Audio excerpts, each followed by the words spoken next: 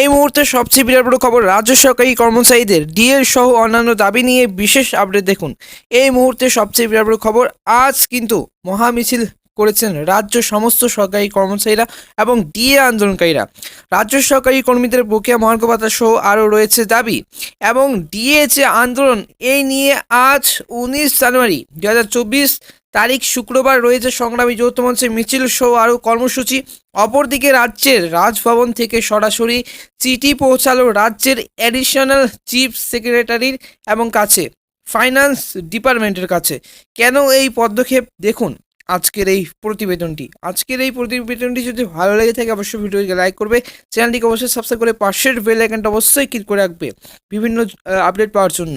রাজ্য সরকারি কর্মচারীদের ডিএ বা বকেয়া মহার্ঘ ভাতাকে কেন্দ্র করে অশান্তি একেবারেই থাকছে না, বরং তা ধীরে ধীরে আরও উত্তাল পরিস্থিতির সৃষ্টি হচ্ছে এবং সৃষ্টি করছে। সেই গত বছরে একেবারে শেষের দিকে নতুন বছরের উপহার হিসেবে বকেয়া মহার্ঘ ভাতা বৃদ্ধির ঘোষণা করেছিলেন মাননীয় মুখ্যমন্ত্রী মমতা বন্দ্যোপাধ্যায়, এবং তবে সেই ঘোষণায় একেবারেই সন্তুষ্ট হননি আন্দোলনকারীরা।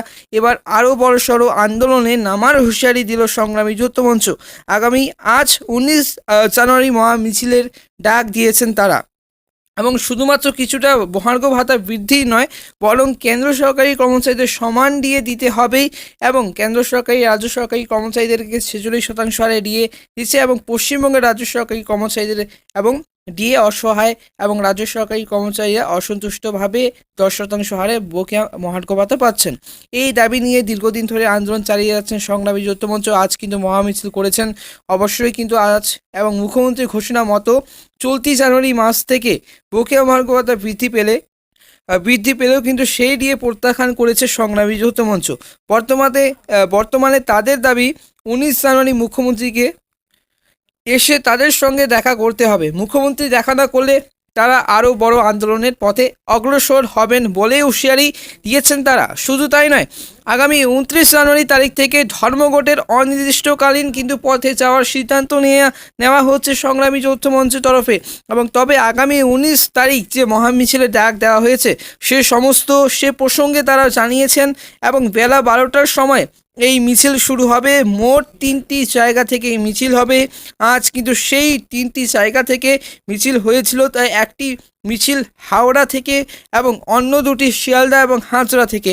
ধর্মতলার মঞ্চে এসে ওই মিছিল শেষ হবে এবং শেষ হয়েছে, তবে জানা যাচ্ছে হরিশ মুখার্জি রোড দিয়ে মিছিল হবে না।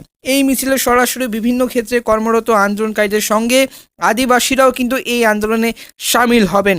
সংগ্রামী যৌথ মঞ্চের নেতা ভাস্কর ঘোষ এই বিষয়ে কথা বলতে গিয়েছিলেন এবং গিয়ে জানিয়েছিলেন যে বিহারের থেকে আমাদের রাজ্যের আয় বেশি হলেও মজুরি সবচেয়ে কম। আমরা মজুরি বৃদ্ধি দাবি জানাচ্ছি, লড়াই সাধারণ মানুষের জন্য, এখানে ভবিষ্যৎ নেই, আশা করি মানুষ সঙ্গ দেবে। তো এই যে আন্দোলনকারীরা চাইছেন 19 তারিখে আজ তাদের মহামিছিল কর্মসূচি, তাদের যে সঙ্গে এসে দেখা করুন মুখ্যমন্ত্রী মমতা বন্দ্যোপাধ্যায়, তা না হলে কিন্তু তারা আরও বড়সড় কর্মসূচি এবং করবেন তারা অবশ্যই। কিন্তু এই যে আজ 19 তারিখ তাদের মহামিছিল কর্মসূচিতে তাদের সঙ্গে এসে দেখা করুন মুখ্যমন্ত্রী মমতা বন্দ্যোপাধ্যায়, রাজ্য সরকারি কর্মীরা চান, তা না হলে তারা আরও বড়সড় কর্মসূচির পথেও কিন্তু হাঁটতে পারেন বলে জানিয়েছেন।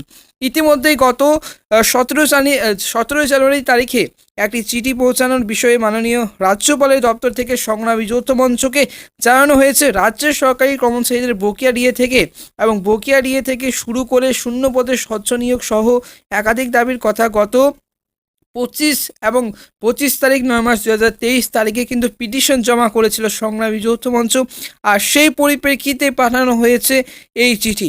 সেক্ষেত্রে এই বিষয়ে রাজ্যকে এই বিষয়ে বিশেষ গুরুত্ব দিয়ে এবং যথোপযুক্ত ব্যবস্থা নেওয়ার জন্য কিন্তু কথা বলা হয়েছে।